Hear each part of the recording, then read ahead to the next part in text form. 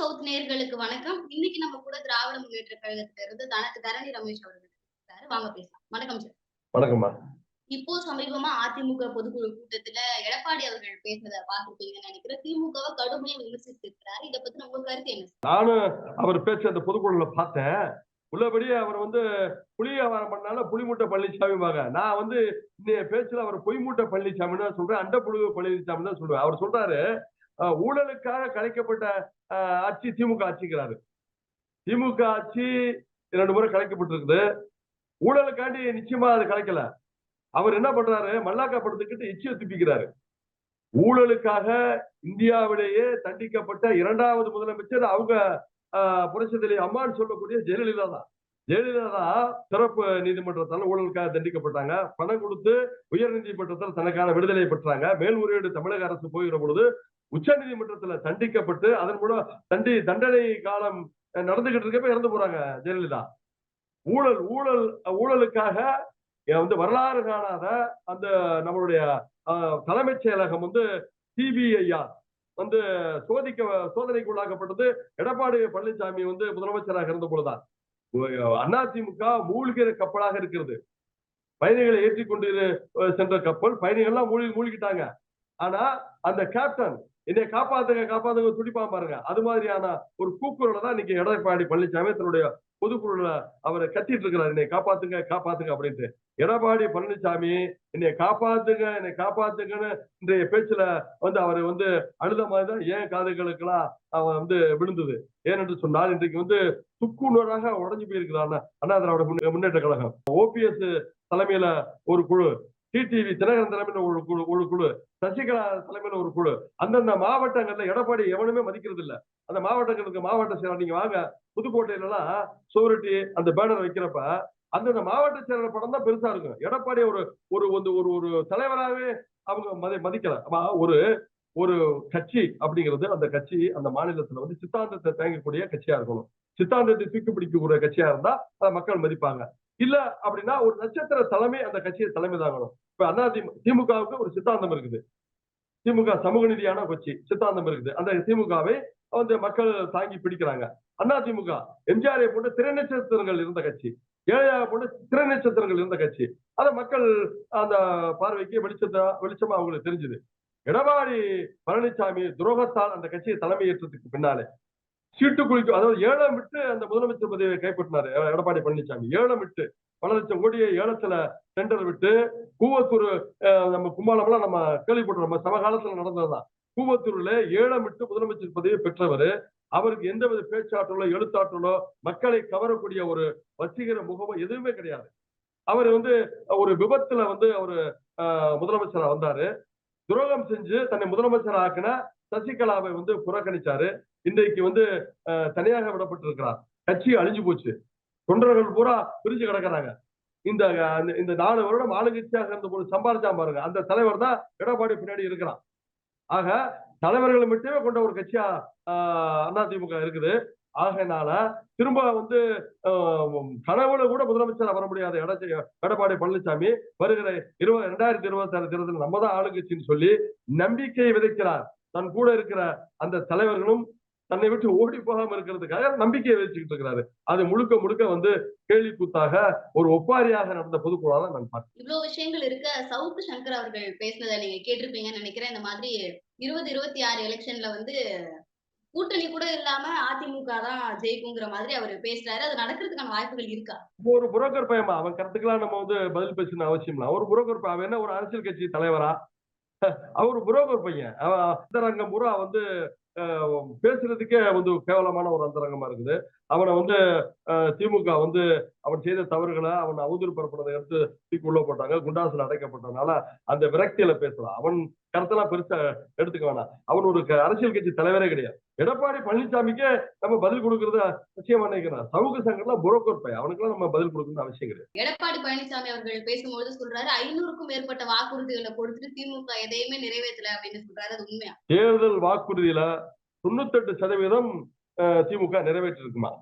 நீங்க இல்ல குடும்ப தலைவிகளுக்கு 1000 ரூபாய் இது கொடுக்கவே முடியாதுன்னு சொன்னாரு எடப்பாடி பழனிசாமி. தேர்தல் முடிஞ்ச கையோட இந்த திமுக நடைமுறைப்படுத்தவே முடியாதுன்னு சொன்னாரு. இன்னைக்கு வந்து 90% குடும்பங்கள் அந்த இல்லத்தரசிகள் 1000 ரூபாய் பணம் வாங்கிட்டு இருக்காங்க. இது வந்து திமுகவுக்கு ஓட்டா மாறும் அப்படிங்கிற பயம் எடப்பாடி பழனிசாமிக்கு இருக்கனாலதான் பொய்யா நான் தான் ஆரம்பத்துல சொன்னேன்ல. எடப்பாடி பழனிசாமி ஒரு புழுகு மூட்டை, ஒரு பொய் மூட்டை. ஆக அவர் பேசுறதெல்லாம் வந்து நீங்க இன்னைக்கு வந்து சாதாரணமா ஒரு கிராமத்துல இருந்து ஒரு நகரத்துக்கு ஒரு துணி கடைக்கோ, ஒரு வளையல் கடைக்கோ, ஒரு நூற்பாலைக்கோ வேலைக்கு போற ஒரு பெண் 1500 சேமிக்கிறாங்க இலவச பேருந்து பயணத்தின் மூலமாக. இதை மறுக்க முடியுமா சொல்லுங்க? அவங்களா இருந்து நம்ம பார்க்கணும், அவங்களா இருந்து நம்ம பார்க்கணும். நீங்க வந்து புதுமை பெண் திட்டம், தமிழ் புதல்வன் திட்டம் 1000 ரூபாய், இதெல்லாம் யாருமே வந்து நினைச்சு பார்க்காத திட்டங்களை வந்து வாக்குறுதியா கொடுத்தாங்க, அதை நடைமுறைப்படுத்திட்டாங்க. 98% வாக்குறுதிகள் முதலமைச்சரால் அது வந்து இன்னைக்கு நடைமுறைப்படுத்தப்பட்டிருக்குது. இதை வந்து தாங்க முடியாத எடப்பாடி பழனிசாமி வழக்கமா சொல்லுகிற பொய்யின் மூலமாக 500 வாக்குறுதியில ஒண்ணு கூட நிறைவேற்றல. நமக்கு கண்ணுக்கு தெரிஞ்சதுமா அது இவ்வளவு வாக்குறுதிகளை நிறைவேற்றிருக்கிறாங்க. அவதூறு பரப்புறாரு.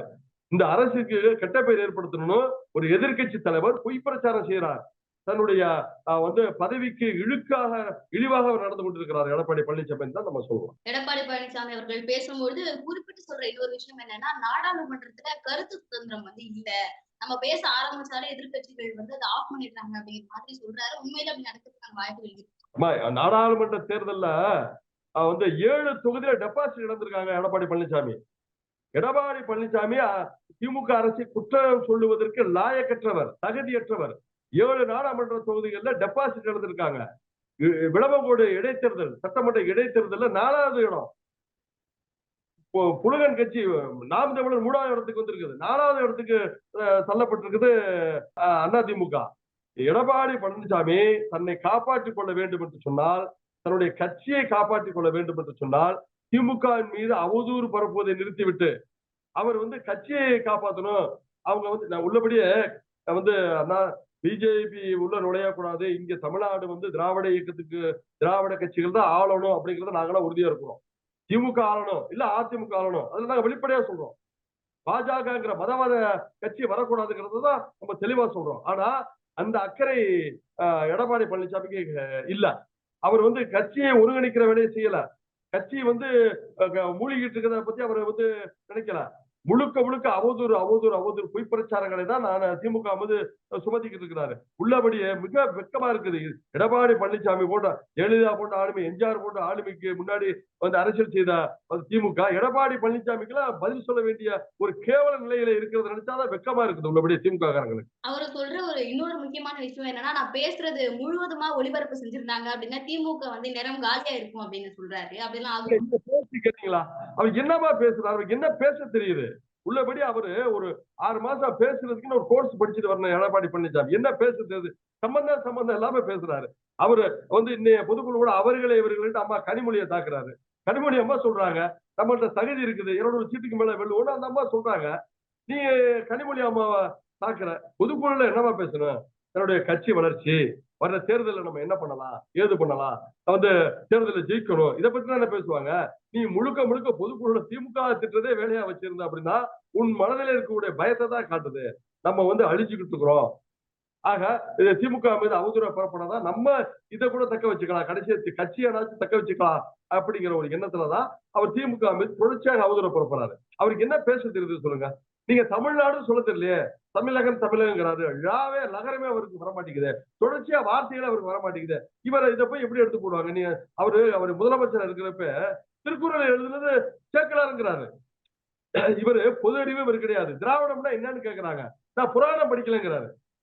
ஒரு தலைவர் சொல்ல அவர் கட்சிக்கு பேரு அண்ணா திராவிட முன்னேற்ற கழகம். திராவிடம்னா பத்திரிகைக்காரங்க என்னன்னு கேக்குறாங்க. எனக்கு அதை பத்தி தெரியாதுங்கிறாரு. நான் புராணம் படிக்கலங்கிறாரு. புராணத்துல இருக்கிறது திராவிடம். ஆரியருக்கு எதிர் சொல்ல பெரியார் வந்து திராவிடத்தை பயன்படுத்தினாரு, அதை வந்து அண்ணா திராவிட முன்னேற்ற கழகமா எம்ஜிஆர் கொண்டு வந்தாருங்கிற அந்த அறிவு, அடிப்படை அறிவு கூட இல்லாத எடப்பாடி பழனிசாமியோட பேச்சை எப்படி எடுத்து போடுவாங்க? டிவி நடத்தணுமே வேணாமா? எடப்பாடி ஏதாவது கருத்து பேசுனா, ஏதாச்சும் வந்து மக்கள் கேட்கக்கூடிய பேசுனா அதை எடுத்து போடுவாங்க. எப்படி எடுத்து போடுவாங்க சொல்லுங்க? பொய்யும் புரட்டையும் எடுத்து போட முடியும்?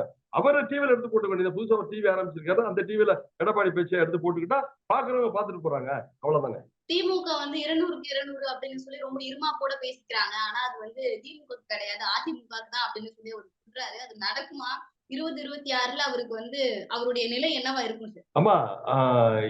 234 தொகுதியில 200 தொகுதிய திராவிட முன்னேற்ற கழகம் கைப்பற்றும் அப்படிங்கிறது நம்பிக்கை. இருமாப்புலாம் கிடையாது. நம்பிக்கை. ஏன் நம்பிக்கை?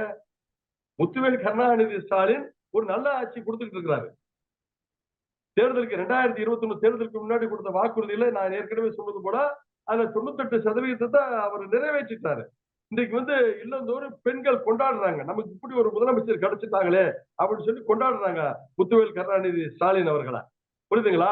அப்ப இந்த நம்பிக்கை நம்மளை பேச வைக்குது. 200 தொகுதிக்கு மேல வர்ற தேர்தலில் நம்ம பெற்று விடுவோம்னு. சரியா?